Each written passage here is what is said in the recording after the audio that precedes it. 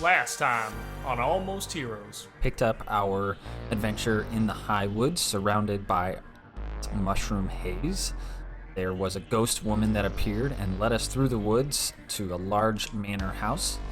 The house seemed to be deserted, but after venturing there through it were multiple fiends and an undead inside. Entered the house carefully, looking for Oswin's armor, also Oswin's mom, and came across what looked like Sigrid and Regalia. After Glenn killed the former Regalia, we eventually found the armor. It was the armor of the old god Bahamut, which seemed to make the house mad that we found it, and we yeeted our way out of it. On his way out, Rangrim threw a torch and started a fire that burned the house to the ground, killing the night hag that had been inside. As we were heading back to the road, we encountered the ghost Oswin. Oswin had died before it could be returned. Oswin gave us the armor before disappearing in the astral plane. We then decided to head north to Ebon Depths Mine. That's where we left off. Thank you very much, Bobby. And with that, we will start episode 21, Iron Will.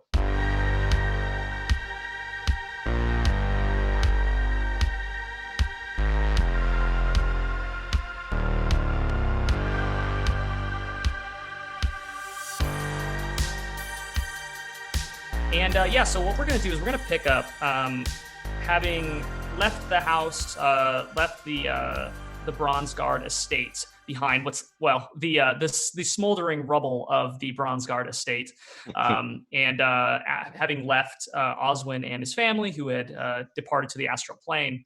You all had decided to travel north and just kind of forge your way through the woods, through the high woods, trying to find your way just straight north instead of going all the way around and just kind of going on the path. You were trying to figure out a way to get through this forest, get over the river that runs through the high wood, and find your way directly to the Ebon Depths, just trying to get there as quickly as possible. So that is where we're actually going to pick up is, it's dawn. The sun is kind of rising, shining through the trees, and you all are attempting to find your way north.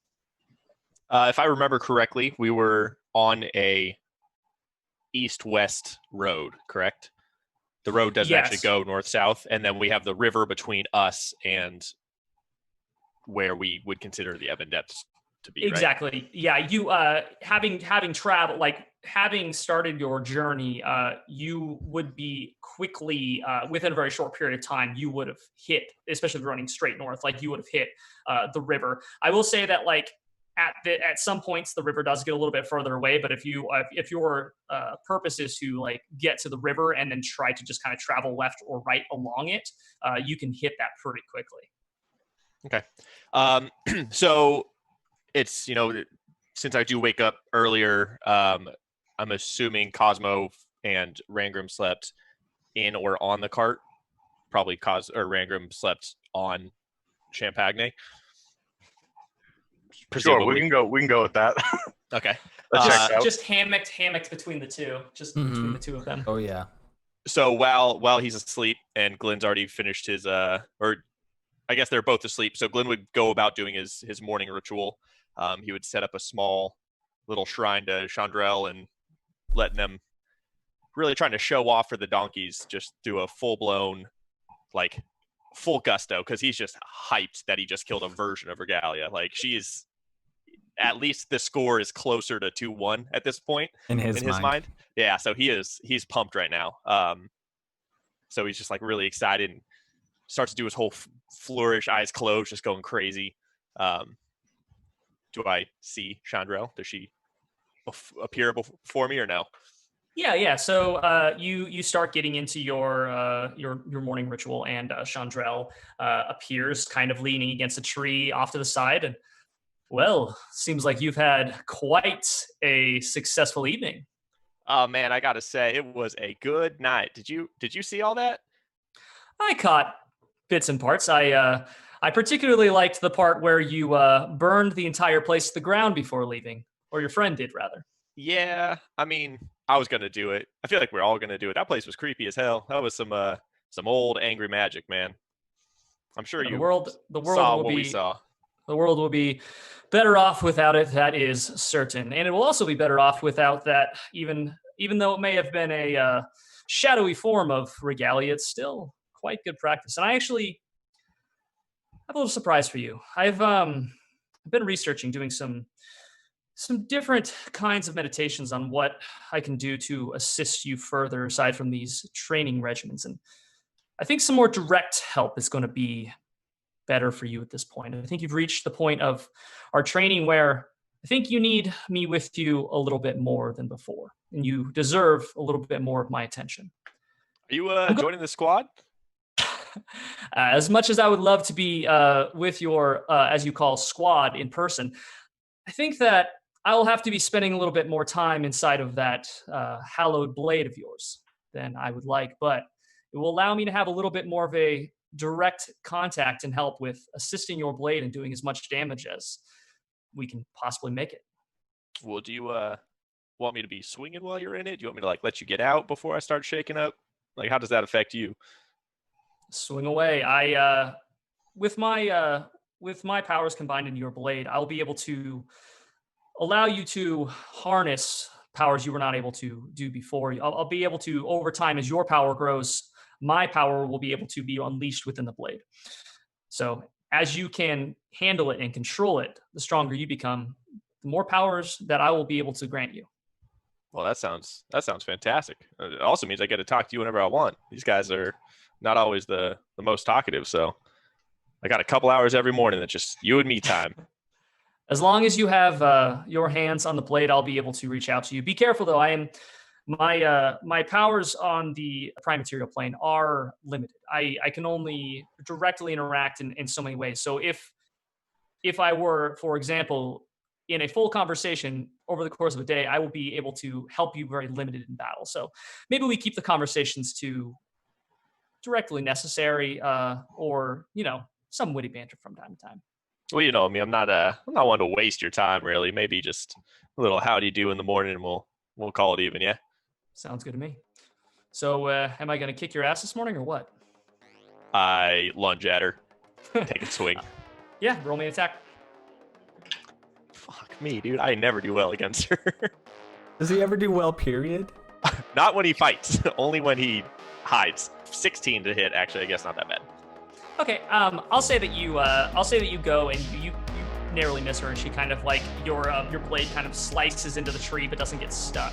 You both go into a pretty solid round of training, and you can tell that she is pushing you harder than she has before. I think just maybe feeling more confident in your ability that she's not going to accidentally kill you.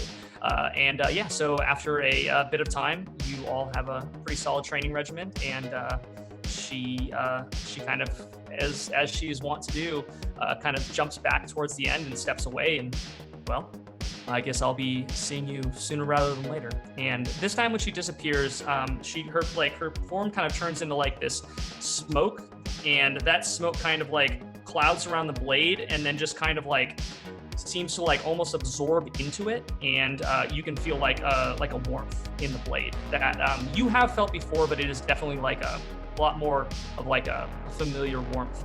That's awesome. Okay, so yeah, after I kind of feel that warmth, I kind of just revel in it and appreciate what that means, and the fact that someone I've been trying to impress is starting to give me even a source of their power, or at least the attention. And I bandage it up really tightly and keep it as protected and covered as possible while it's out in the world. Don't want it to draw too much attention to it. I clean up my little commune that I had with her, and I take the flat end of like just my regular scimitar, and I smack Rangrim across the stomach to wake him up. And I go, "Hey Rangrim, time to wake up. Let's hit the road." And I just get like the driver's seat, and I grab the reins, and I just Champagne before he even gets off, just all in one move. He's like stumbling, trying to climb over the donkeys and make his way into the back of the cart. What? Why? Morning, sunshine. That's why. Whoa. Cosmo, wake up. And I take the scimitar and just bang it on the metal cage really loud. I'm awake. After all this hustle and bustle, I'm here. Oh, the elf is apparently in a very good mood, and I don't like it. Well, I would say we're burning daylight, but for you, Rangrim, that's a preference. But let's hit the road. Well, you're driving. And I start heading, I guess, So- west, back to the bridge. Yeah, so that's the thing. So you can. It was pretty far to go all the That's what I way thought. back west. Your plan, I think, originally was to just kind of like find your way through the woods. So it's kind of up to you whether or not you want to do that. If you want to kind of try to figure out a way to get through the woods, you'll have to do some investigating to figure out whether or not there is a good solid path that's going to get you there. Yeah, I mean, I guess if we're in the road and can we hear the river from where we are? Or is the river too far away? Do a perception check for me. You If have it's the audio. I have an advantage. Yeah, you do. Still fucking didn't make a difference. I rolled a 5 and an 8 for a total good. of 14. Need to get you some new dice, bro. Right? Just keep hucking them behind you. It's gonna become a fucking hazard. We'll be out of eventually. D20s. You going to the bathroom is just gonna sound like you're wading through a fucking like one of those ball pits. Yeah. Yep. Yeah. So okay, with that, I'll say that you can hear like distant water, but you can't tell whether it's half mile away or like a mile away. But you can definitely sound like you can just hear the dull roar of water. And looking at the road, do I see any paths? I guess I'm gonna want to start heading east away from the You bridge. definitely that we don't came. hear any paths. I'll tell you. Do I see any paths like kind of breaking off? I would keep heading east towards the Ashford Channel until I kind of found a path that might lead me to Okay. the water source that would be on my left. or to Yeah, the so north. you've headed back. So if you're heading east, then you've headed past the smoldering rubbles of the Bronze Guard Manor, and you there was certainly a path. Like the road continued past that. So I'll say that after a little bit of time going down this path, you do find and these roads are extremely seldom traveled, and there's one that's even less traveled and pretty narrow that seems to head like kind of in a winding pathway towards the north there. It kind of goes a little bit more east, but it's like a northeasterly direction and kind of weaves its way through the trees. Okay. Yeah, I mean, I'm not trying to bring the donkeys at any like quick pace, so I'm just trotting along until we kind of find that. I don't even think that's an option with them. Yeah, meandering. They're definitely meandering. Yeah, a trot along pace. Yeah, so okay, so I'll say that heading that direction for a little bit of time, you surmise that maybe like what probably would have been like half mile if you had just gone directly north. Probably it takes like a mile and a half, and then you start hearing the much louder and roaring sounds of like a pretty strong and pretty fast river. While we're traveling, in the back, Rangrim would continue doing his little morning ritual, doing his blessing of the forge to give my shield my +1 AC. Cool. And he just kind of sits there and he kind of prays a little stoically over it and puts the shield on his back. And then he would pull out a piece of the plate armor. And you and I had talked about this previously, and using instead of crafting something, I'm going to attempt to resize portions of it so that it fits me. Dope. And as he sits there and it kind of hovers in front of him, I imagine it starts to shrink, but it's almost like it's molten and any of the excess metal is dripping off of it at one point as it just shrinks, and whether or not it collects somewhere. Yeah, I think that you're talented enough to be able to like know that like maybe you set something underneath it that like normally you would put to actually maybe you like you keep this with you, but like something that you would pour excess metal in to make like bars of it, and so like you have that connected below, and like this kind of like all this is dropping, this like molten platinum is like dropping down into this, and like yeah, I mean, you're able to. You probably have to move it a couple different times, but you end up with like a couple different excess bars of this material through the process. And while that's happening, I'm also taking some of the excess scrap metal that I have, which I'm assuming is just iron, like wrought iron, and using that to kind of weave like a strange pattern just through the front of it, not into the platinum itself to weaken it, but it almost just adds like a strange decoration to it. So it's like the shining platinum and there's this dark wrought iron around the edges going through it in different points. is it like a chaotic like root pattern, or is it more like a symmetrical pattern? So I imagine it at this point it's on the chest, and it would be a bit more chaotic as it would go out through a symbol on the chest that I don't know exactly what it is yet. Okay, cool. Awesome. Yeah, so is it still containing any kind of like dragon symbology at all, or Bahamut symbology, or has that all been removed basically? No, that's where I'm trying to figure out the minutia of exactly how it would look, because that stuff would still remain, because I'm more or less just kind of shrinking it and adding these like darker elements and patterning through it. As I just think the bright shininess isn't totally Rangram style, and he would incorporate more iron into it. For sure. No, definitely. And then of course like embellishing like it nips, pierced nips onto it as well, right? Oh yeah, this donut is on there right now. Of course, absolutely, 100%. I mean, worst case scenario. Hold on. I mean, is it canon that you have like big hoops where your nipples are that I can potentially attach and pull things from? Not on the armor. Even better. he was called the Minotaur in college. Yeah.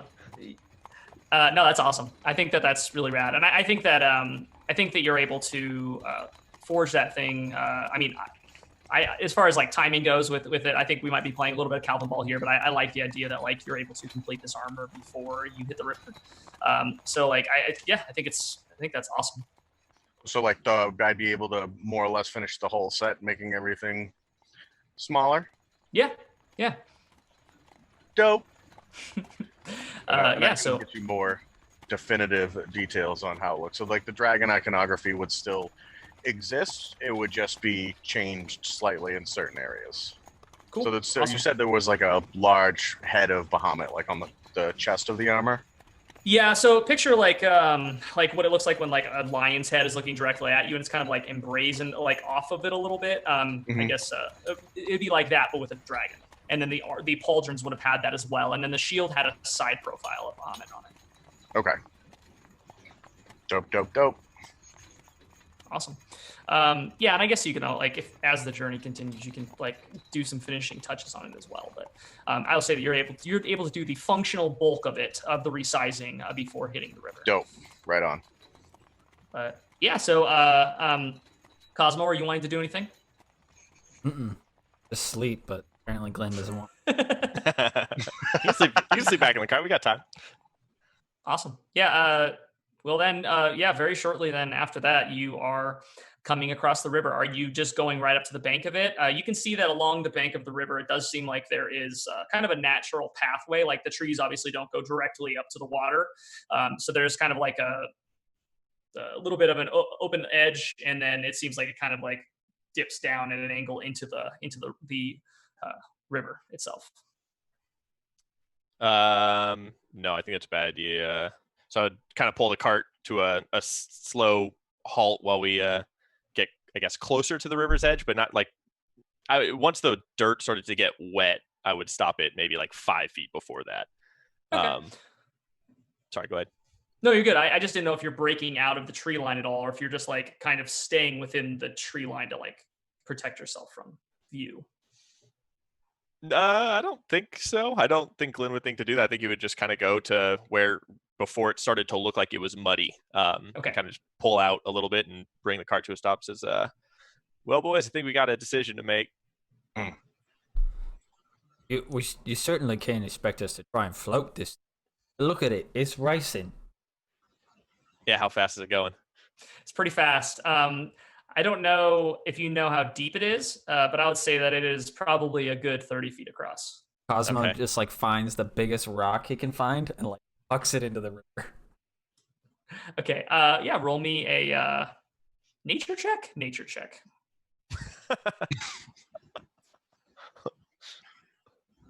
It would be a 15.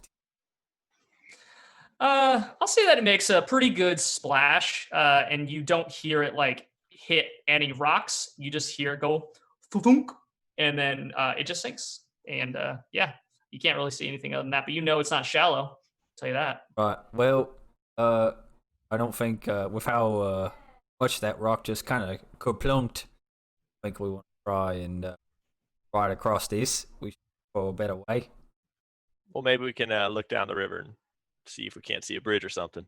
So I hop off the cart and I walk, I guess, East past or like west? the tree's edge. No, I just like walk towards the river more, Oh, and I just cool. look east and west to see, do I see like anything extending out past the over the river? Like, do I see any bridges, any makeshift bridges? Perception. I should have known. Can I hear for bridges? Yeah. Can I listen? 14. Bridge. What are we doing? We're perceiving for bridges. Yeah, you guys can all roll if you're perceiving for bridges. You do see Jeff Bridges, and it's kind of weird, but he's always there. I attack. I rolled 2, so I probably actually saw Jeff Bridges. Comes Glenn's. The one nat 20 for the day. What? It was a perception. Yeah. I rolled a 9. Nice. I got a 14. 19. Okay, so with a 19, I will say that you don't see a bridge per se, but you don't know if it's a bridge. You see something that seems to be kind of like spanning the river, kind of farther up to the east. But as you're looking at it, you're like, no, it doesn't cover it all the way. It's just kind of in the middle of it. And then like as you're looking at it, it's kind of getting bigger, and it seems to be kind of actually no, it'll be west because it's flowing east. So west, it's to the west, and there's like something that seems to be kind of slowly coming towards you, and it's floating down the center of the river. Well, guys, I see something, but it also seems to be getting bigger. Coming this way. You guys have bridges that move up here? I never heard of a bridge that moves. Most I of the think they bridges call them boats, right? Isn't that the word for them? What's a boat? Well, my friend, you're about to learn something new. Nice. Think it's friendly or an aggressive boat, Cosmo? Oh, we're about to find out. As it's getting closer, you're seeing that the shape of this thing is much more raft-like. It's very flat. It has like kind of a slight, some sort of like awning covering that's coming up on part of it. And it kind of looks like there is a very small form, smaller than like humanoid, that seems to be kind of sitting on the edge of it. And it's just kind of floating down the river at you, but it's very raft-like, very Tom Sawyer. But I think there's a little fella coming down this way. Do we want to move the cart, or do we might just let him pass? I mean, he might have a way for us to get across too, right? Or maybe he knows how we can get up in the north and where we ought to be going. Right. Well, Should we say hi? well, that seems like something we can do. Rangram is already just frantically waving, like, Look, As you so if you all are just being just kind of waiting for this individual to float past, as they get a little bit closer, you can just kind of hear like a whistling of like a and just like this whistling of this creature as they kind of get closer. And actually, all of you roll me nature checks. A dirty 20. a dirty 4. Man, you are going to roll some great rolls later.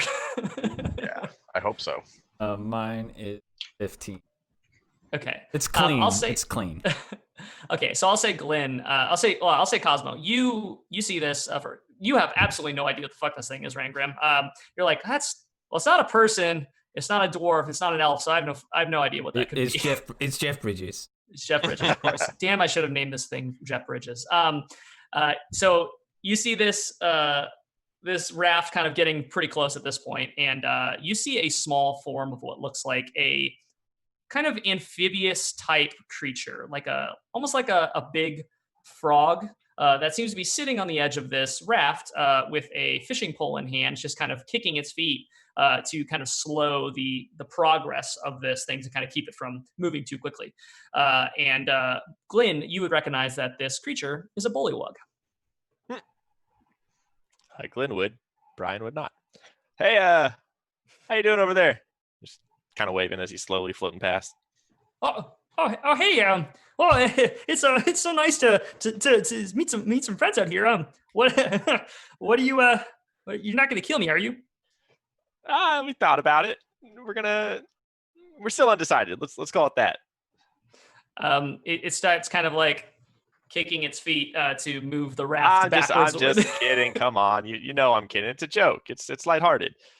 What you seem to really be able to navigate this river. You got any advice for us getting our cart across? Oh well, I mean, yeah. If you're not gonna kill me, I think that I could probably help you get across. I don't know if I'm gonna be able to get those those things though. I don't think those are gonna be able to go across. I'm a dwarf, but I mean, if you're talking about the donkeys. Oh no, I know. I'm so sorry. No, I meant like those tiny horses. Those things.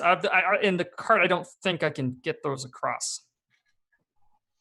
I very solemnly look to Rangram, just kind of hang my head and walk up to him. I go, put my hand on his shoulder and go, well, my friend, it's been a good ride, but every good thing must come to an end someday. And I start to pull my scimitar and walk towards Champagne. You do it. And then I like sheath it real quick. Like, nah, just kidding. We can't leave them behind. Come on, they're family. Can't you tell? Well, there is a there is a crossing a little bit further up, but I wouldn't recommend it. Why is that? Well, the brothers are they watch it. I'm going from Kermit the Frog to Ray Romano to like something else that it's like, all the same.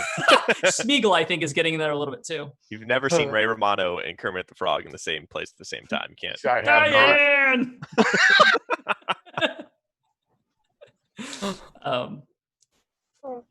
Oh, great. By the way, he loves bullywugs. By the way, my name is Timurk, the bullywug. Nice to meet you, Timurk. I'm Glenn. These are my friends Cosmo and Rangram. Oh, it's you said there's a place up there because I'm not leaving my donkeys. These two, I'll leave them. Not leaving the donkeys. Who are these brothers? Yeah. If you keep going east, you'll come right across it. Like I said, it's pretty easy to cross, except for the fact that the people are guarding it. Well, can they be bartered with? I don't barter with them, but yeah, maybe I barter with steel, maybe. Well, reckon I've got enough steel to barter with them. Right. See, he gets it. You're not killing my donkeys and my daughter, Glenn. Yeah, it's not easy being small, so it's it's hard to battle my way to certain situations sometimes. But you're more than welcome to go up there. It's not my river. Right. Well, I might be a little bit short, but I have a feeling we might be able to handle ourselves. What else could you tell us about these brothers? Well, they're not nice. I really don't give them much of a wide breath. I've just heard it kind of goes around the bullywug community, but we just stay away. We have there's only been one or two bullywugs that have kind of fallen into their net, but I just gotta stay away. Is this down the river or is this up the river? The pass that you're talking about? Down the river, east. Well, I mean, you're heading that way. When do you decide? Oh no. I'll probably head back just a little bit past this, but I don't want to get too close. They kind of patrol the entire other side of the river. When you say they patrol, is it like just the two brothers patrol and they jail people, or are you talking about like I don't even squads of goons? It's not just the three brothers. There's more than that. There's they have things and people and that work for them. What happens to a bullywug when they get caught? I wouldn't know. They haven't made it back to tell us.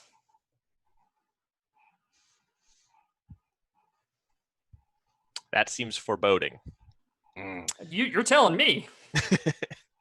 Look to Cosmo and say, "So Cosmo, what do you think? We crossing the bridge down that way? I don't know if we're gonna be able to get across the river here, and I mean, heading back to where we cross is gonna take probably about a day." Right. Well, I feel we've got a better chance of bartering our way across some bridge than this river will be much less forgiving to feel. I say we head on our way down and see if we can find out more about these brothers. Rangram, you cool with that? Oh, you guys coming? Rangrim's already like ready to drive the cart towards the bridge because he's sold. Yeah. He's, Right. Well, if it, then if it includes bringing the donkeys, then Fangrim that's is the in. that's the winning plan. Right. Well, what was it, Tim? Tiny? Tiny Tim? It's Timurk. Yeah, Tim- no. well, that's kind of anyway. Yeah, my name's Timurk. Right. Well, Timurk, it's been a pleasure. Appreciate you. Dan just got it. Yeah.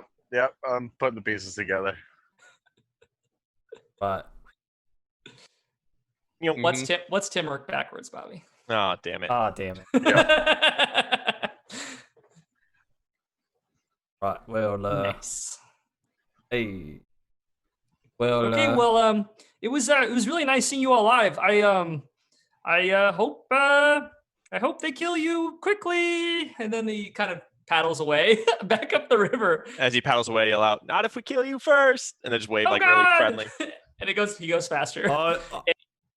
A jet ski stream kind of flies up behind his raft as he picks up speed, kicks faster. let me tell you, I have to say, those would have been some of the best frog legs I've ever made. If we had. Shocked, Glenn looks at Cosmo and goes, "That is the only thing that I could think of that entire time." And I like high five him. Right. Glenn would climb back up into like the back section of the cart and start folding up his like super elaborate gold and white and just covers his head. And he takes out the mask, the disguise self mask, the white one, and like shifts it to the side so he's wearing it, but it's just kind of off to the side, tucked away in the hood. Cool. He's like, "Well, boys, I think it's gonna be a little bit of a bumpy ride, but as long as we got Clogney and Champagne, we'll be fine, right, Rangrim?" Yeah. Hey, look at. Let's see how shiny I am now. You literally You're the only one now, Cosmo. Mm-hmm. Right. You just had to Shiny go boys. and steal me light. Didn't you? You just had to have it. Well, Now, you you get- just.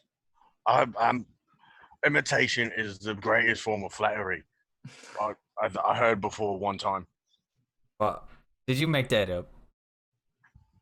I make up a lot of things, so probably I think I heard it myself say it one time. But that sounds. I'll allow it. Dude, you guys with that armor on is probably the most heinous thing in the morning when the sun is just like directly on you. Glinting. That is thoroughly a new use of weapon. It'll happen. Mm-hmm. Opposite of a dart. It's just blinding everyone. Awesome. Yeah, so you're able to kind of like head along the river, staying out of the muddier bits. The river seems to kind of like, as it's going, it kind of widens and gets a little bit thinner sometimes and kind of does meander a little bit. So it sometimes you kind of have to dip into the trees a little bit to stay out of like where the bank is like collapsed, or it gets a little bit higher.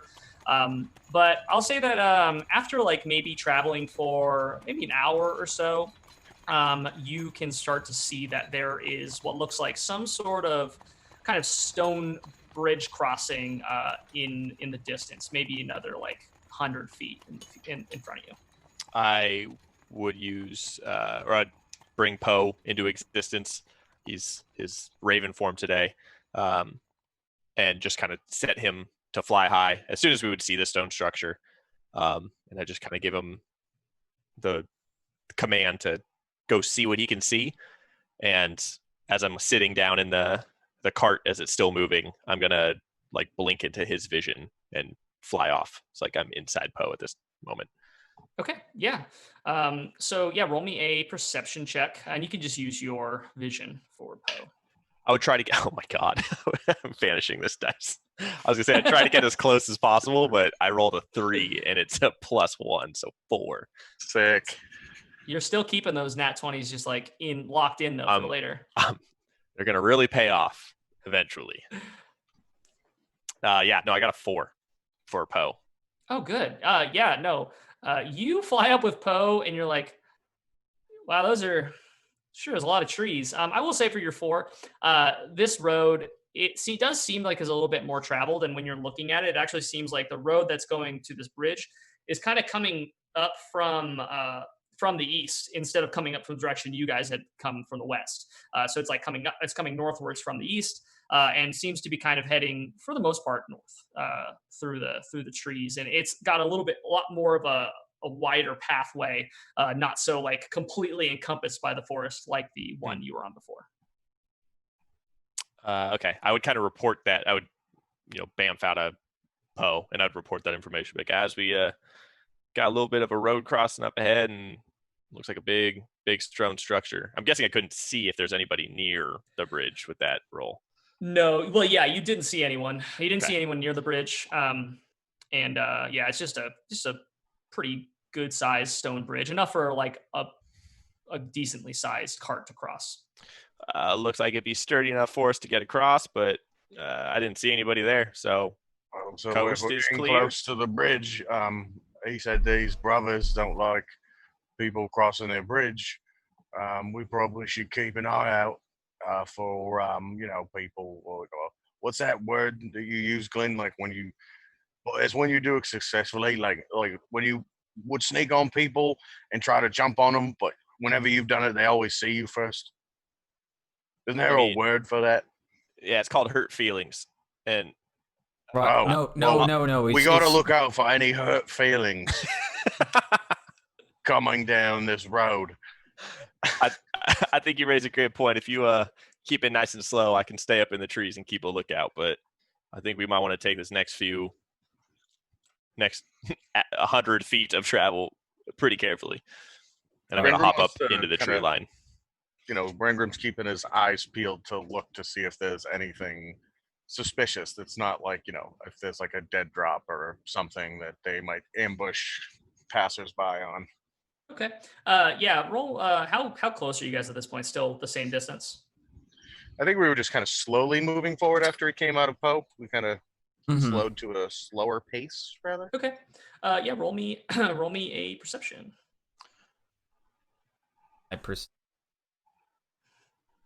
I would have. I don't think I would have done this perception check. I'm gonna hop in, or I guess out of the cart and go into the tree line and just be kind of stealthing through the trees.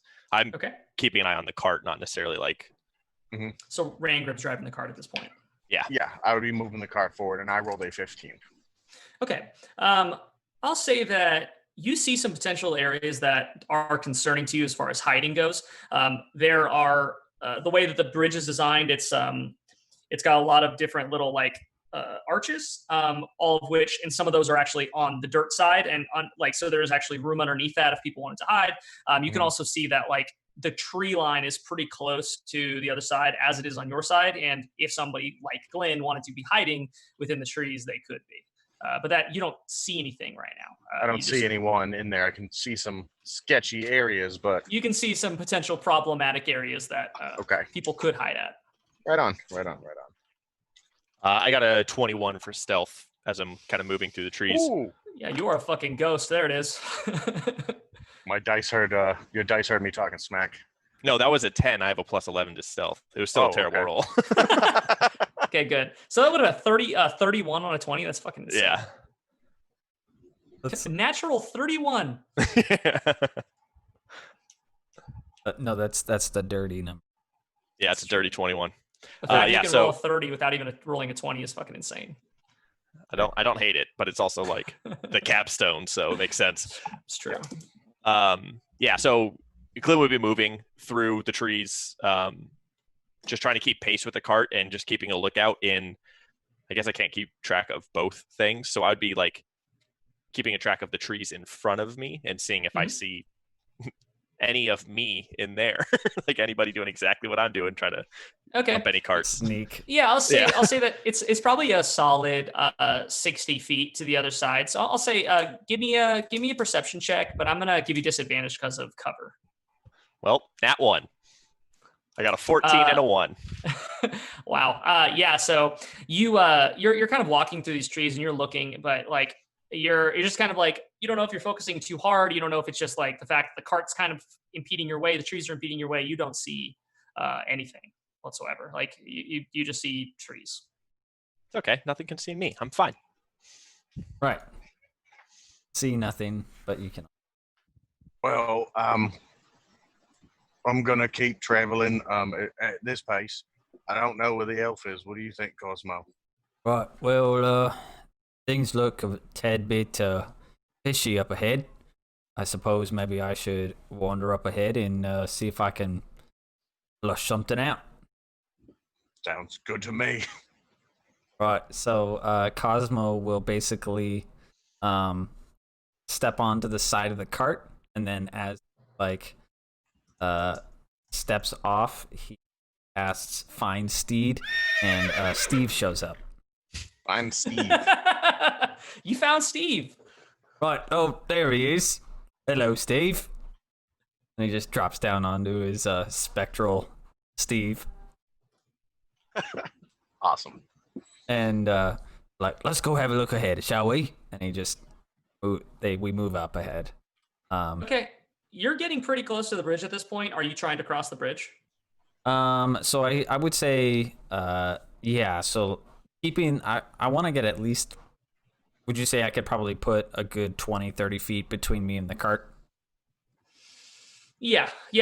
I'll say that the cart probably at this point is 60 feet from the bridge because I think you were 100 feet and now you've moved forward. So 60 feet is probably fair. Right. So yeah, if you want to move as much of that distance as you want to move. Right. Yeah. I would say I would probably put a quick 30 feet between me and the cart and just like a good trot ahead, and then kind of slow down a little bit and maybe do a perception around some of these like questionable spots that I was, or an investigation.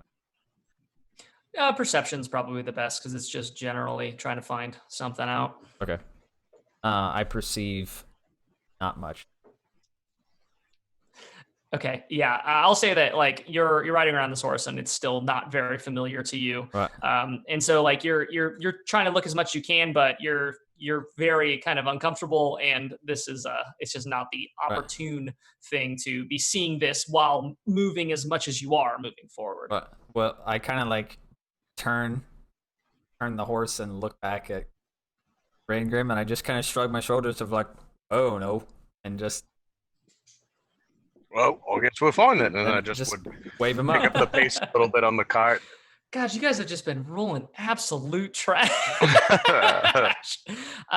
Yeah, so I mean, by the time you're catching up with Cosmo, you're about 30 feet from this bridge at this point, and you're seeing that like this bridge going across, like the structure of it is this stone structure, and then the top part of like is like almost faced in this wooden on the top. Right. Okay.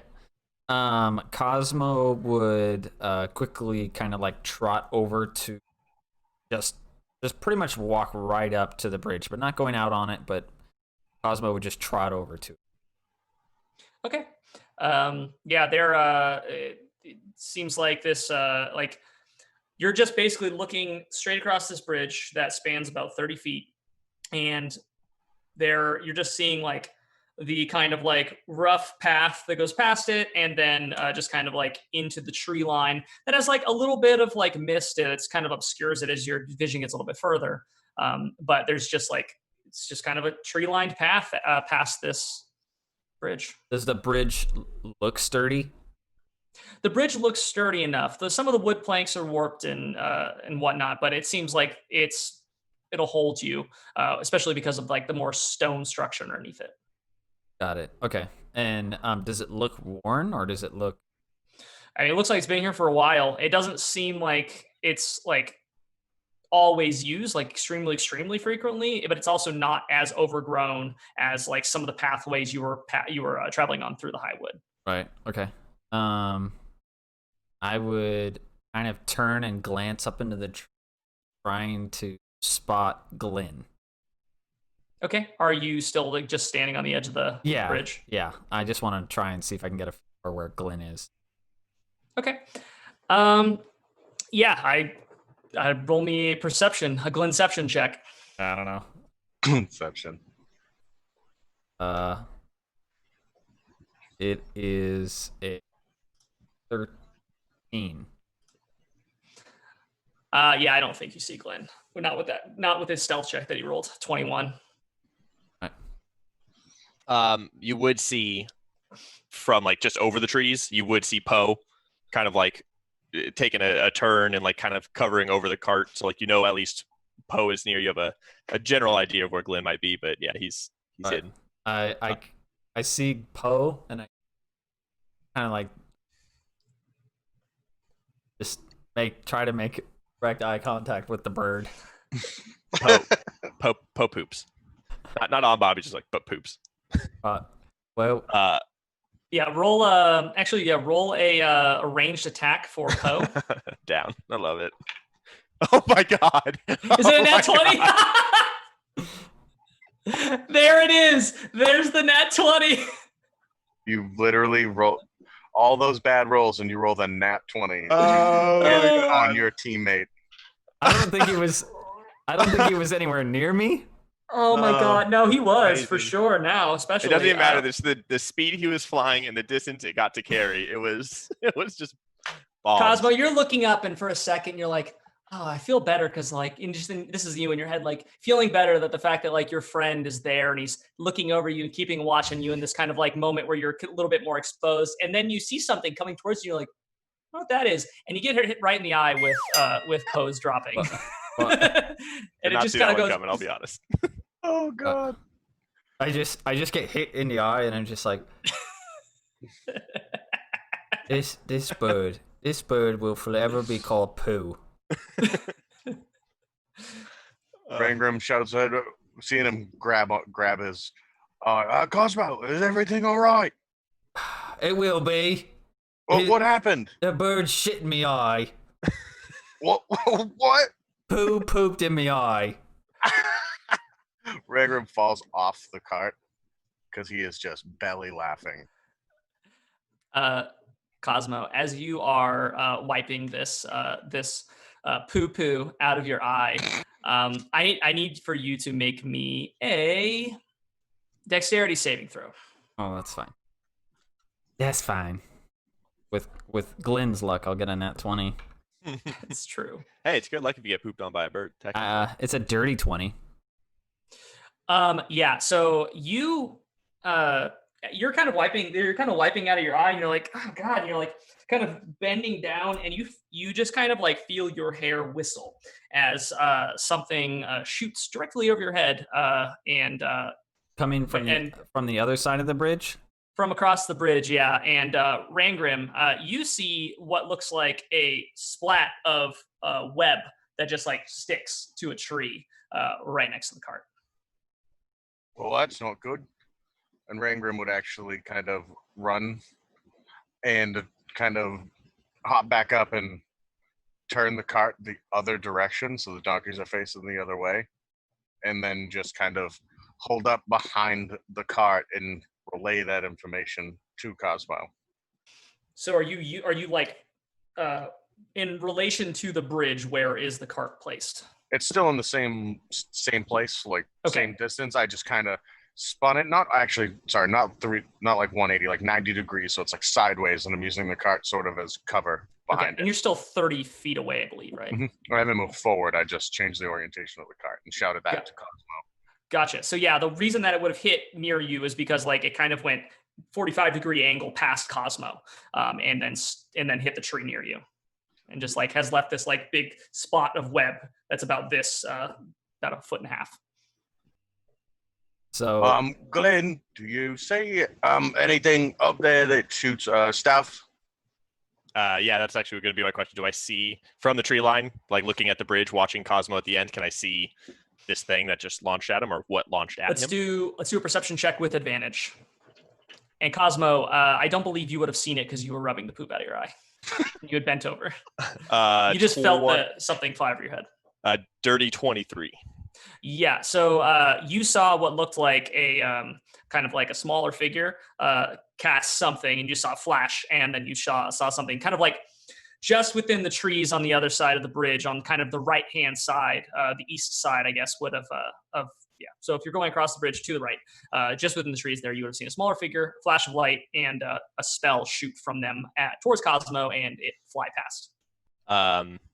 How far is how long is the bridge? How far am I from that spot that I saw it fly from? You said the bridge about 30 yards? Yeah, so it's about 60 feet to the other side. I'll say it's about 60 feet still. Then I'm going to, from the tree line, take a shot. I'm going to take a shot with my longbow. Yeah, so they're going to have half cover. Half cover's +2, yeah. And I'm hidden, so I would have advantage, right? Because I'm guessing he doesn't see me. Yeah, you would advantage. Neat.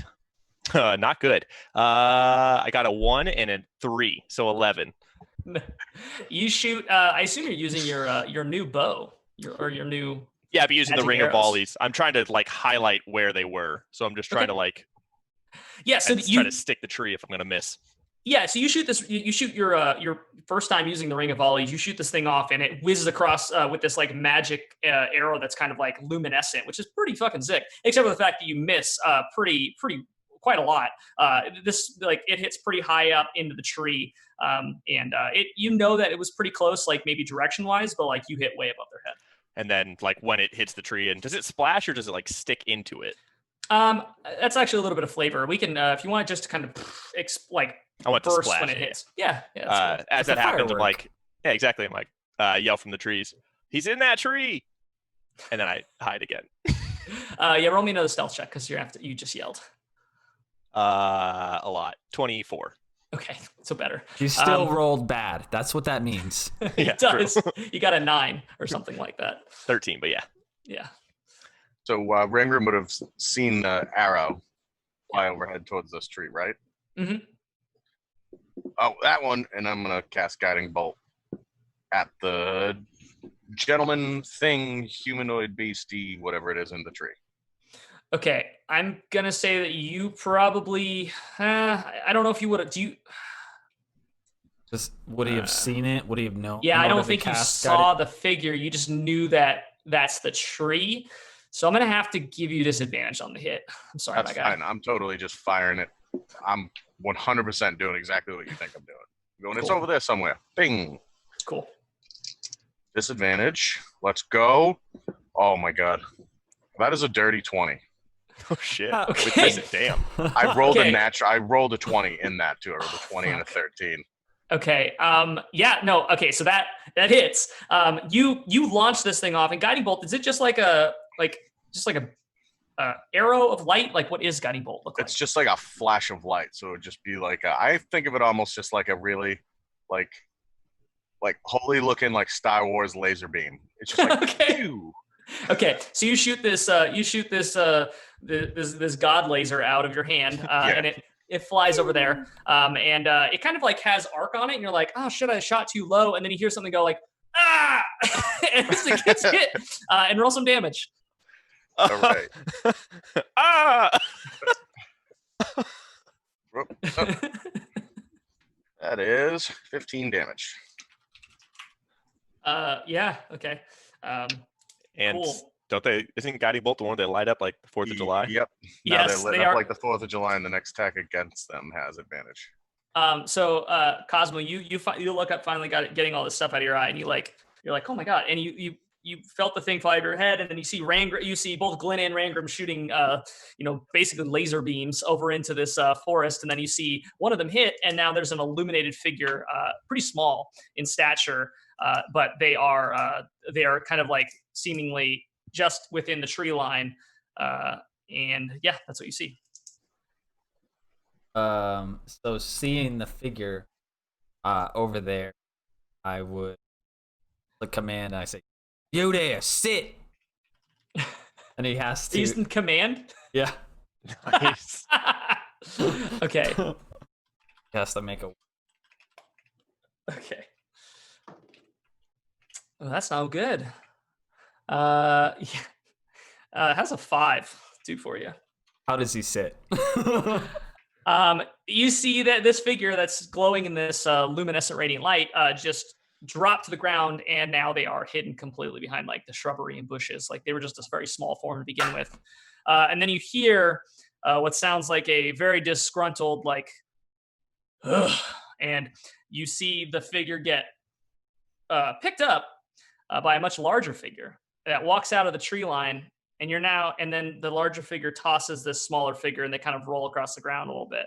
And you can now see that the little figure was a kind of like a small halfling, but they look really dirty, and there's like this shadow that seems to kind of follow them as they're almost like a pig pen situation from Peanuts. But the figure himself that just stepped out of the tree line is one of the biggest Goliaths you've ever seen. And they have a pretty big hammer, just like this monstrous maul that is strapped across their back. And one thing that's strange about them is they do have like the markings of a normal Goliath, but they also have like this iron plating that is like embedded into their face, almost like patchwork. Think like orcs from the Lord of the Rings trilogy. Like they just like almost like patches of this iron like attached to what you can see are like pretty gnarly scars and like areas that are marked underneath that. But like half of this torso and like bare torso and like basically just like paint like shorts situation going on, but like I would say that a good 40% of their body is covered in these like metal platings, and like half their faces, like where one eye is completely not visible.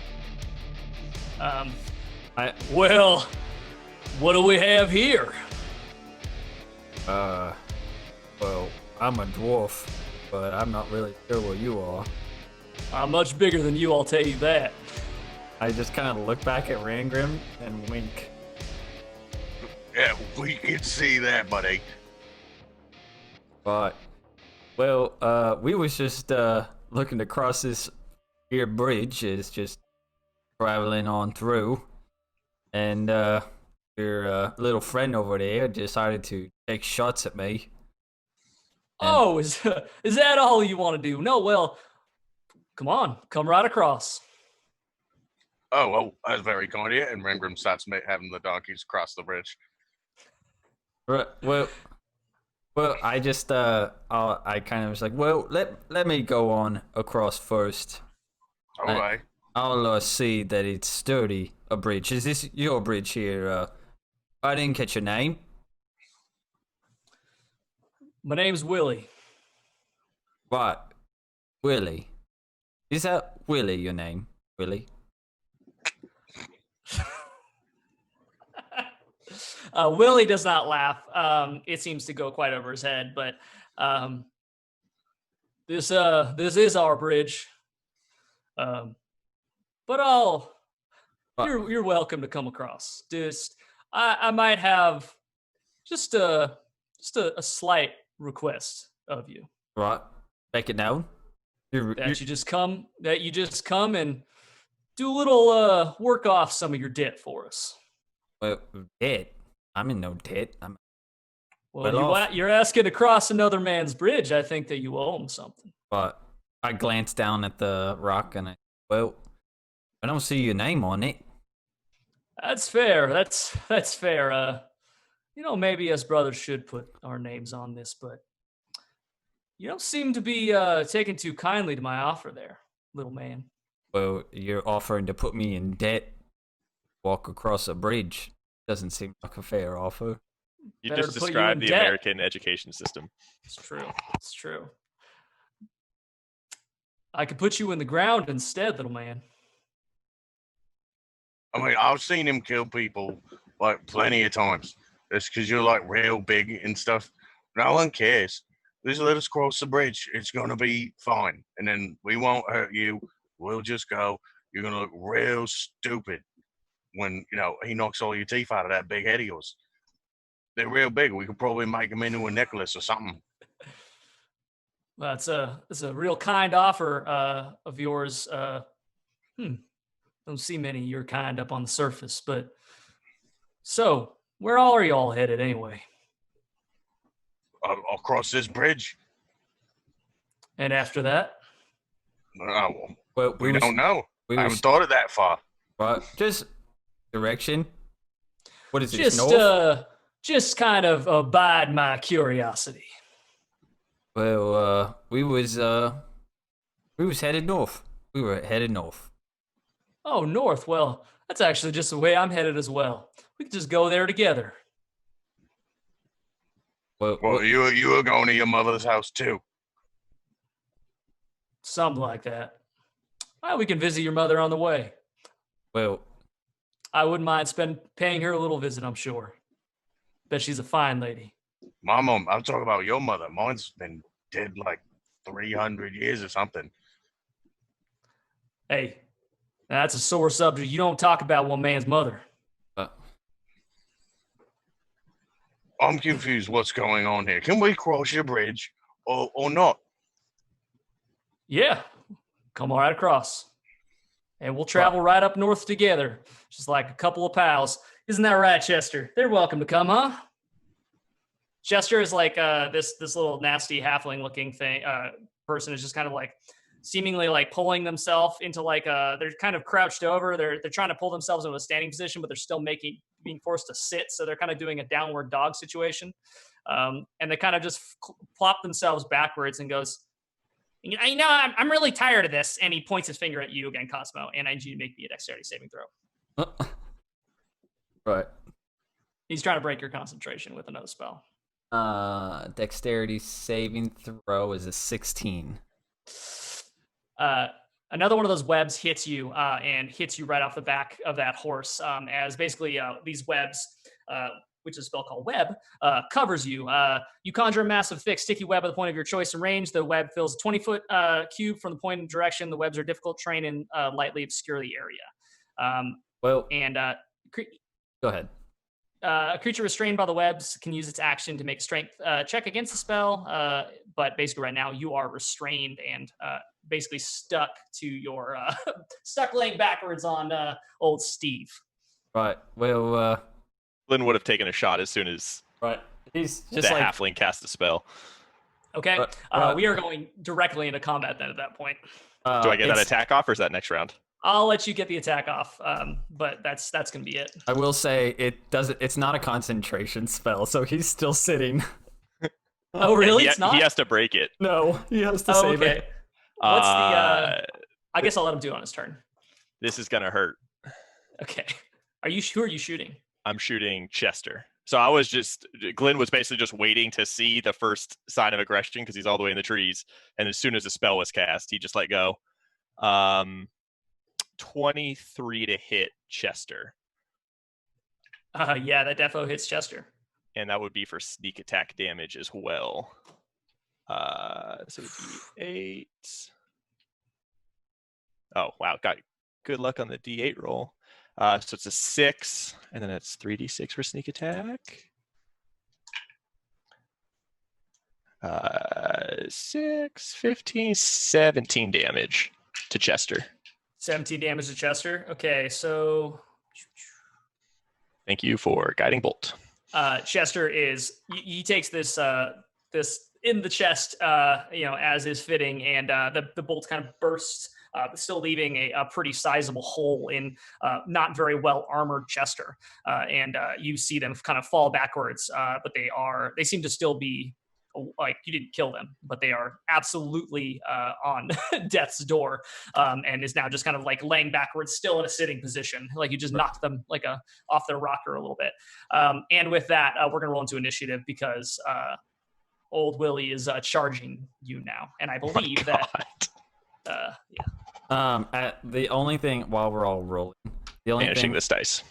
That's unfortunate. Another one bites the dust. Bites the dust. As Cosmo gets hit with that web, he would just say, "Why don't you just take your pants off? It might go away." Amazing. Super good. And he is 100% making a persuasion on him to Wait, persuade. to persuade Chester to take his pants off so that he doesn't have to sit. Is it bound to his pants? No, not Okay. at all. Okay. Yeah. Let's hold on 1 second. I know it's fine. I'm just Chester rolled, I think it's an intelligence check, so it's 12 plus 0 for that, or I guess wisdom would still be 0. But they are a magically learned individual and know that the spell is not bound to their pants and keep their pants on. Unless, what was your persuasion? Oh, I didn't roll it. I'll roll it. Oh shit! It's a 24. Oh my Okay. god. Glenn can be invisible, and Cosmo can talk anybody into anything. Okay, so like quick as a whistle, quick as a cricket. Old Chester just you see pants just fly into the air, and this halfling is now just down to their meundies, and they're having a with like, I mean, they probably have like a robe on over the top of it, but like they are just like, you know, letting the wind on their bits below that now. And he's still stuck to the ground. Yeah, still stuck. And then he gets pelted by the arrow. No, sure, that's what it knocked him backwards. His pants fly off. As he's taking them off, he just goes. With that, we can switch over to the battle. Oh yeah, yes we can. I got a big ol' 6. Okay. I got a 16. Oh, nice. It's my highest initiative roll this entire campaign. I think I'm like in the trees. I don't really see trees, so I'm going to put myself just kind of back towards the corner. Here, yeah, just bring it I back. would just count any of the green as trees for this purpose, because it's kind of yeah, that's fine. But yeah, I would just count any of the green as trees, honestly. Cosmo, what'd you roll? I rolled a 14. Okay, cool. Awesome. Well, that's gonna put us. Good old Willie's gonna go first, and so Cosmo, I think I guess you were like right here in the middle of the thing. I was You were just towards the definitely, like, front. Yeah, I was just out on the edge of the bridge. Okay. Rangrim, is this where you were at, or do you want to move yourself? That's about where I'd say it would be. Okay.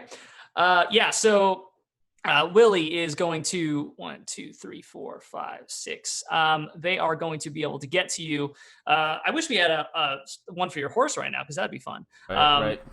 So he's going to run up and be like, I guess I'll be taking you by force, and then this throws this hammer down on you, and I'm going to do a reckless attack.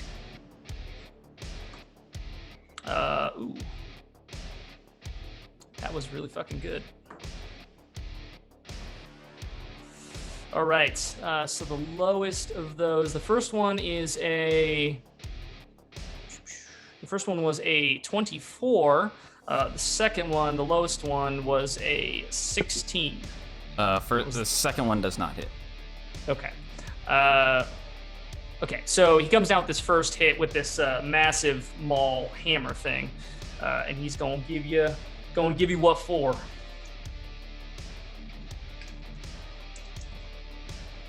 All right, that's gonna be a 10 damage as he hits you. And does your horse have stats? It does, I think, but Tell me what your horse stats are, because I might kill your horse here too. well, do you have to attack the horse? Directly? That's what I'm trying to make the decision of whether he would attack the horse or whether he attack you. I just need to know what the stats are. I believe it's the stat blocks for the war horse. So yeah, I was actually just looking up stat blocks for a war horse. You wouldn't kill it. According to this, it has 19 hit points.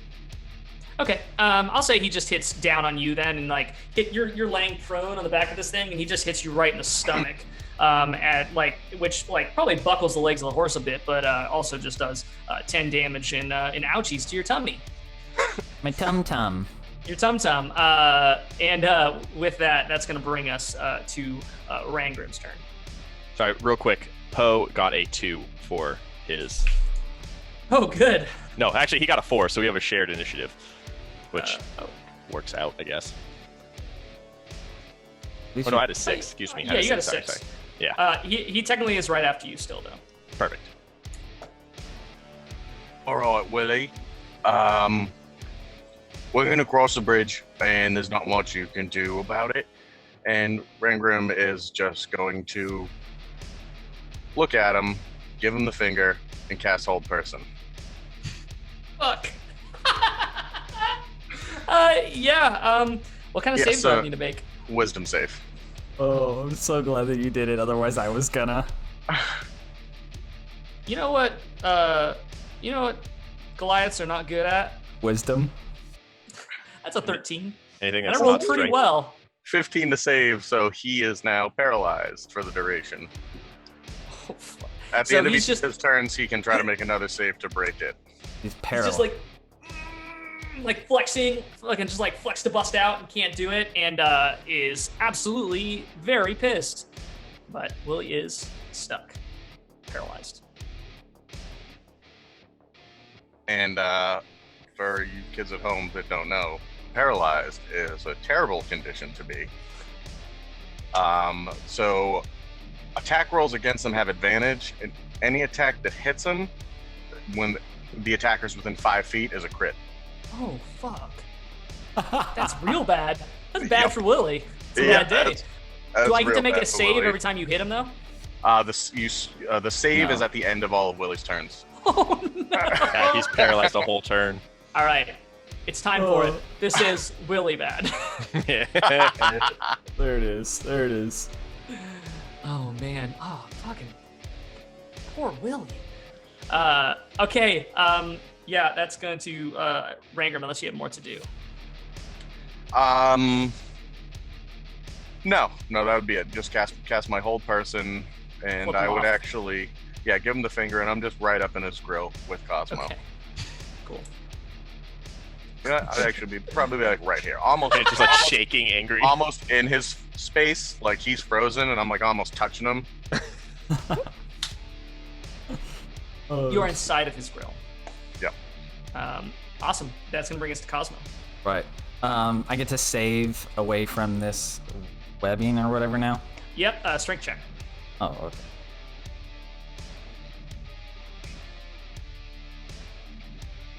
Strength check is gonna. It's a strength check, which I don't. Is that just straight strength added to your roll? Strength plus your It's just plus the modifier. Yeah. Okay. It's just not a saving throw, it's just your modifier. Right. Well, I think I'm good. I rolled a nat 20. Nice. You know what? Actually, you needed to roll in that 21. So. Damn. No, yeah, you fucking just like, "Ugh," and sit up back on your horse, like tearing the webs. Maybe they weakened a little bit from the weakened condition of our buddy Chester over there, and They went fucking- down. They went out with his fucking pants. Hulk out of these things, and just webs explode off you. But he just sits right up and he's just like, well, I would say I was gonna wipe that filthy grin off your face, but I think it's stuck there.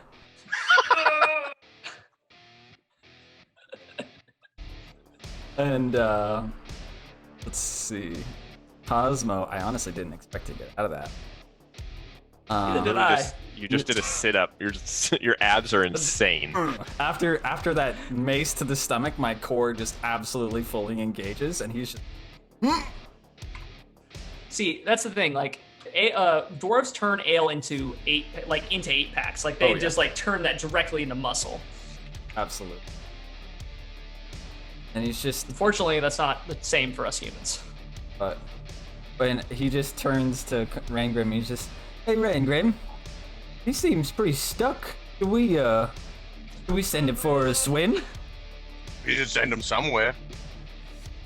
Oh fuck! He's What found happens if you push him off the fucking? he's found himself right here on his bridge that he says is his. God. So I mean, what do you say we just, we just make this water under the bridge and Willie, and just be on our merry way? Oh. Certainly one thing we could do there, Cosmo. But And- also, as part of the paralyzed condition, he automatically fails strength and dex saves. Fuck. Well, what do you all want to do with this big Goliath? It is technically, we're still technically in combat because Chester is still has some breath left in him. Oh, that's correct. No, yeah. I know that. I know it. Yeah, maybe we just smash him. Right. Well, then let's just smash him, and we'll see what happens. I mean, you could use your combat turn to push this dude off a fucking bridge if you want to. I know. We'll see what happens. Okay. It's like, well, we'll just give that a second. I suppose we'll just put a little bit of hurt on him after what he did to me. It is a crit, isn't it? Oh, Insta-crit. oh no. It's advantage and an insta-crit. Wait. But Bobby has 2 attacks. Does those both crit? Yeah, Yep. as long as the attack Oh hits my and he's in God. 5 feet of him. Yeah. Okay, brutal. gotcha. He has to actually hit him, and then gotcha. He has advantage on the attack, but he does have to actually hit, and then it's a crit. Oh, got As long it. as I he's do within 5 feet. critical damage. I see. Oh, I see. So you double the dice if you hit. Right. Okay. Oh no. Okay. So, Cosmo just like swings down with his war pick, and let's see what happens. 1. Oh, that's gonna do it. That'll do it. Let's see. That was a 19 plus 6, so 25 to hit. Just barely. Just got him. Okay. And let's see, we'll go with the second one. Radar, I'm thinking about it.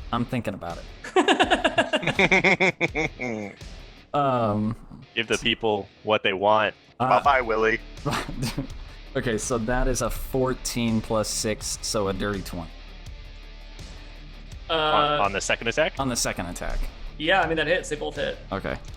I really could. I don't want to be. mad. Just melt him. All right, Just all right, let's all turn right. this man into Let's- goo. Okay. Make him part of the bridge. I don't know if I have enough d8s for this, guys. Okay, all right. That's here a we go. good problem to have in D&D. It is. All right, so let's see. So I require additional dice. I require additional d8s. All right, let's smite these, and let's see what happens. Smite him, oh smite! I am the smiter. He's been smoten. All right, so that means I roll. Spread along the riverside. He's about to be. There goes some gore Okay, so it's a D. beyond the shore.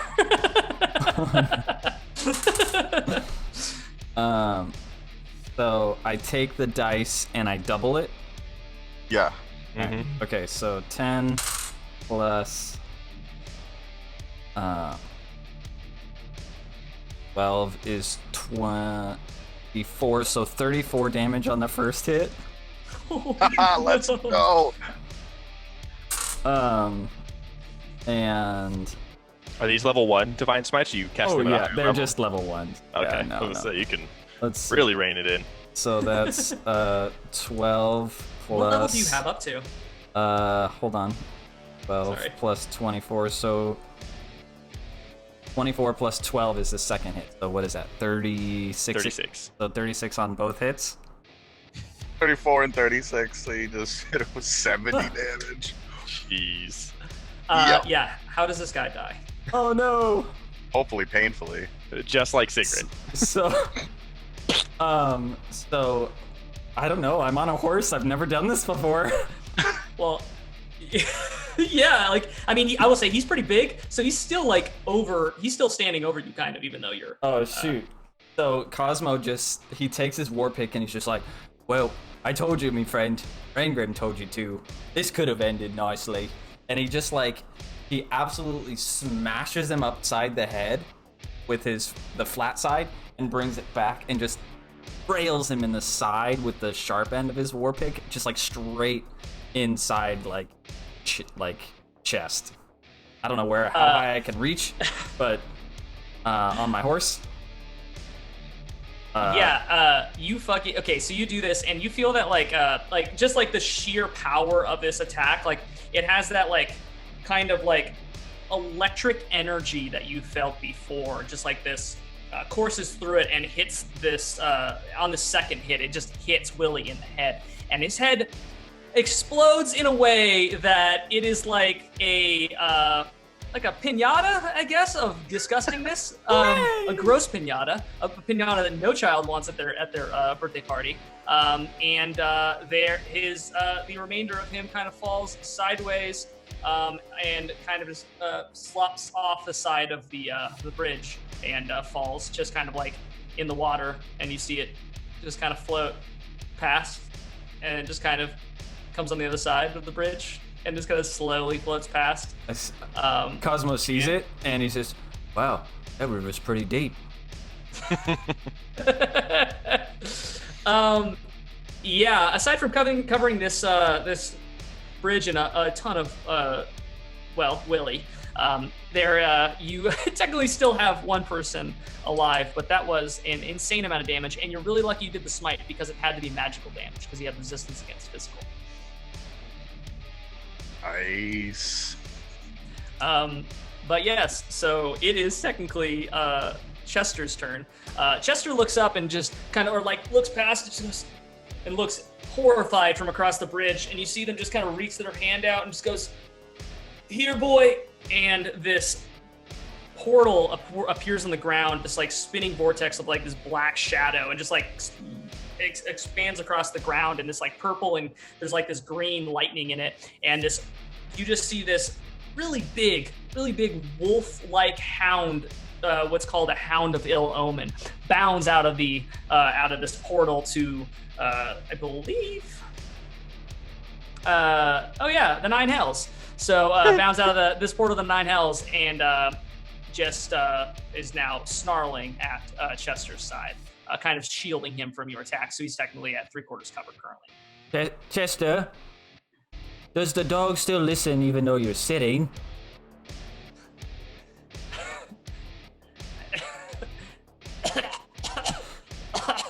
He's just coughing. He's not even answering you. Right. Well, you didn't have to die too, but I reckon. I guess. You're gonna. Right. So technically, it is Glenn's turn. Oh no. Oh no. Okay. So he's got a dog. Where is the dog? He has 3/4 cover, so he has a +5 to his AC currently. It's standing like sideways in front of him. Okay, and then I'm going to, I guess, just move half a step closer, but take my bonus action to hide, just so I can get that juicy stealth. Yeah, that's 29 to hide, and then I'm gonna hold an arrow knocked for when Poe goes to swoop down. Okay. And just basically distract the hound just enough for it to move, and I'm going to release a shot and try to shoot Chester right in the dome. So you're basically trying to get advantage on attacking Chester. Correct. Okay, sounds good. Trying to draw him out. Yeah. Yes. So it would be Poe's turn next. So Poe's going to fly over there and start. He's going to like swoop up, like above, trying to get the hound to like kind of jump up at him, try to remove that cover and get advantage. Yeah. So I'll say that it succeeds in taunt. I don't know if you need to roll for anything with that. It just does it, right? It's aid, right? Yeah, it's a help action, but technically you would get a attack of opportunity against Poe. Okay. Yeah, like so you would still do the damage, or it'd still like get the help off, but the attack of opportunity, like as he's leaving, would take effect. Right. Okay. So that's going to be a just like he's going to jump up with a bite attack, and that's going to be a 17 to hit. Oh yeah. So when he jumps, Glenn's gonna loose the arrow, the ring of volley. So like as the dog's in the air and he just chomps hits the ground, chomps on Poe that's in the air, just whack. You shoot underneath him. That's gonna hit. Natural 18 plus a 26 to hit. Okay. Do you want me to roll? How much health does Poe have? Oh, he's dead. He's super dead. I think he's 1. Okay, gotcha. Now he's none. Sorry, he's 1d4 -1. I'll roll for him. Oh, that was a 1. So yes, he got 1. -1. Oh, he starts out dead, but the lowest you can do is 1. Okay. Okay. So yeah, roll your attack. Roll my damage. Yeah, roll your damage. Okay. Because I was assuming that hit. 26 hit. So 10 damage there, and then sneak attack is 3d6. Oh, Jeebus. So it's gonna be 25 damage to Chester. Oh, well. Let me tell you a little something about Chester. He's no longer in the land of the living. That is one very dead halfling sorcerer. How does he die? Honestly, I picture the explosion of the arrow is probably just as big as he is, so he just kind of pops. Like, it's not even like anything special. It's like, It's like the grunt surprise party or whatever. yeah, From, yeah. Halo. Yeah. So you explode the chest of Old Chester, and the Hound, after having a not even a very satisfying post-snack, because I don't think Poe's real, I think It just evaporates disappears. into another world, yeah. Looks down and sees that Chester, whom it is fiercely loyal to, according to the player card, is very, very upset about this, and it just happens to be his turn, and is going to charge directly across the bridge and attack the first person it sees, which is going to be good old Rangrim. This shiny boy. Shiny Rangrim. Shiny boy Rangrim. So that's going to be just a healthy. That's an interesting thing. Beasts of Ill Omen are unaffected by critical hits. Did not know that. Everyone in the area has a disadvantage on attack rolls and ability checks and saving throws. What's the area? How big is 60 the area? feet. 60. Whoa. Woof. Whoa. It's a bad luck radius, technically. But it's also carries forward for the Beast of Ill Omen because it only rolled a 14 to hit. That is an Ill Omen. So it runs up and tries to bite Rangrim, gets a big mouthful of shield, and it's going to be... it's not Willie's turn. That's for damn sure. It's Rangrim's turn. And it's so everything has disadvantage. Like, we have disadvantage on like everything around it. Bad luck. So Aura of Misfortune. Bad luck radiates from the beast and aura within 60 feet radius. Hostile creatures in the area have disadvantage on attack rolls, ability checks, and saving throws. And is that like a curse? Wow. Or what is that? Aura of Misfortune. It's just a bad zone made by a nasty boy. I want an armor that does that. That would be amazing. Right? I want Just run forever. I want a spell that lets me bring one of those guys to life. See, here's my monkey's paw. I'll give you that armor, but it'll also affect your friends. Yeah. Well, we're gonna just go for it. I'm gonna use steering and with my hammer, which is now on fire. But wow, that was horrible. I rolled a 5. You're getting copy there. Yeah, I noticed. I just got a warning. I rolled a 5 and a 6, so that is a 12. Ooh. To hit? Yeah. Ooh, I'm sorry, my guy. That does not hit. Did not think so. Um, And with the rest of my turn as my bonus action, I'm just gonna cough direct in its face. Oh no, you're gonna pass it along. The COVID. That's gonna bring us to Cosmo's turn. Right. So Cosmo is going to use his channel divinity to give him advantage on attack rolls on the east. See? So that I at least break even. Right? Because isn't that how that works? If I have disadvantage and I get... Give yourself advantage, it's just a straight roll. Okay. Okay. And then but I'm gonna also just in the RP of precision, I'll use my bonus action to cast Hunter's Mark on it. And then and just say, well, here, beastie, and then just swing my war pick at it. Yeah, do it. I'm doing it. Doing it right now. Nat 20. Eat shit. With disadvantage? I have straight rolls because of my Right. So 1 nat 20. I sense another divine smite incoming. Let's go. And then the second one is it's a 17 plus 6, so that is 23.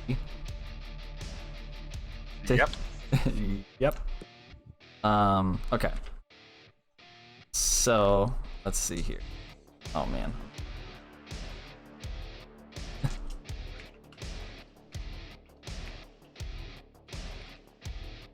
So that's gonna be 8, 11 plus 4 is 15, so 30 damage on the first hit. And sorry. That's 12 It's damage. fine. Just trivialize my my battles. It's fine. I think I see. You know what that is? I think there's a. Is that a red dragon coming in? That's... Skyrim music starts playing. So the beastie takes 42 damage. Okay. How does the beastie? Sorry. No, it's fine. So the beastie who I see is attacking my friend, like Cosmo, just like jumps off of Steve and like falling, like war picks the beast like in the side with his war pick and just like, I don't know, breaks its neck. Yeah, you hit this thing around the back of the neck and it just like pinches its head and its like neck between like the bridge and your war pick and just like basically just like and it goes limp. And it just like as it happens, like the ground like it just kind of like starts swirling again and this thing just kind of like falls limply back down into like this black portal that just kind of swallows itself up behind it. And that is it. Cue Final Fantasy music, as you all have very much so won this battle and are out of combat. Well, guys, I think we can cross the bridge now. Glenn walks out and just kind of like taking some of the leaves off his shoulder and puts the bow back. He's like, that was easy, and just hops in the back of the cart and just waits for Rangram to start moving it along. Oh, there you are, Glenn. I was trying to find you, but I got something in my eye. No, I saw that. I'll talk to Poe about it. He's got kind of an attitude issue. I keep bringing him in and out. He doesn't like it. Right. Well, Pooh can stay wherever he is.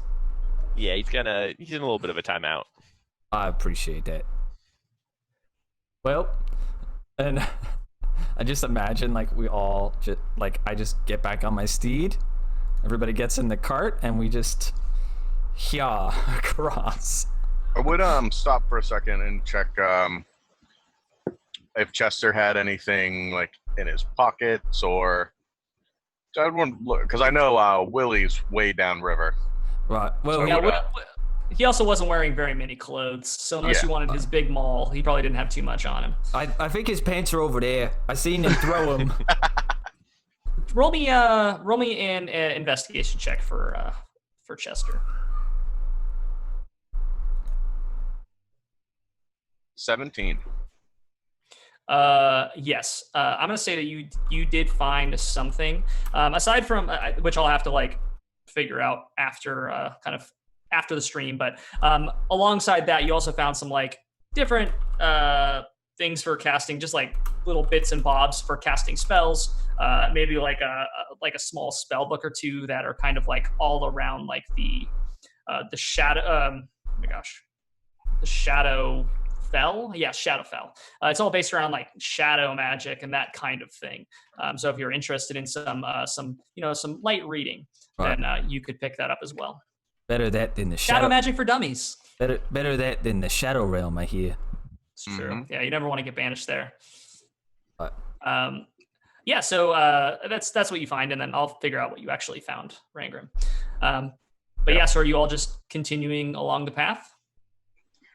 Yeah, and I imagine the sun's like almost setting before us as like there's a bridge just like covered with gore, and we have like Naya scratch on us. You're shiny and beautiful. I told him to just let us across the bridge. We did. It's actually maybe noon at this point, but yes, Oh, yeah, I like that the didn't take visual. very long. No, it didn't. No. It only took like an hour or two to get here, and then at this point, like with the sneaking around and whatnot, I think it's like maybe 11 o'clock, And it was like at the most. barely a round of combat. Branger, what'd you find down there? That looks like some reading material. I just got through my book. You mind tossing that up here? Yep, and he just right over his shoulder just throws it in the direction of Glenn's voice. Sleight of hand to catch it. Fuck me. Where's your mage hand? That's fine. 14 or 13 to catch it. I think you catch it. Yeah, you Yeah, catch it well I didn't enough. throw it incredibly hard. It's just I wasn't looking. Just there you go. I miss it with my first two, and I catch mage hand to like actually grab it. Then I float it down. I just start reading the book as we putz along. Yeah, I'll just give you a little bit of background, I guess, on the Shadowfell, just to in the meantime. But the Shadowfell is also known as the Plane of Shadow. It was one of the planes of existence in various cosmological models, but it existed as a kind of counterpart to the Feywild in a sense that it's a reflection or an echo of the prime material plane, but unlike the Feywild, it's like a bleak and desolate place full of decay and death. But there are different sorcerers and different kinds of creatures that have learned to harness and channel that Shadowfell power over the years. And clearly, Chester was one of those. But yeah, so you're reading this book, and you all are kind of traveling along the path, and then I'm gonna roll. It's a bad shot. You hear the thunk as a small bolt hits into the side of the cart, and then you hear what sounds like kind of like a war cry of a couple individuals that are rushing at you, kind of through the trees on your left-hand side. What do you all do? You can see that there seems to be a bigger humanoid figure. It's kind of an odd assortment though. It's like a bigger humanoid figure, and like you can't really make out their shapes. They don't seem to be like normal. And then one of them is like almost like a big burly form that's on all fours, and it almost seems like something is on its back. And and as you're looking at this thing on its back, you see another crossbow bolt whiz past your head, as if something is like mounted up there and shooting at you. And as you all are kind of taken aback by this, they kind of break free of the trees, and you see that there are three forms in particular. There is one that is an orc that is horrendously battle-scarred all over the place, wearing like pretty much like kind of ramshackle armor of sorts made out of different pieces of metal and leather. But the thing that strikes you is that all of these creatures seem to be modified of some sort. They're not the normal creatures you've seen before. The orc in particular looks like their hands have been almost removed, and they have what looks like swords have been like leather strapped to the outside. So they're basically two blade hands at this point, and they're rushing at you. The bigger form looks like it was an ogre, but the way that their posture is, they're almost running on all fours, and mounted to their back is almost like a dump truck kind of situation. It's like a big box, and inside, riding in that box, there is a small goblin figure who is wielding a crossbow and is shooting it at you. And as soon as they break through the trees, they're doing this like war cry, and they kind of you see the orc have a little bit of a recognition and stops and puts his hand down and goes, "Glenn?" And that's where we're gonna leave it tonight. Dang. And you got some weird friends, Glenn. Yeah, I travel. I've been alive a long time.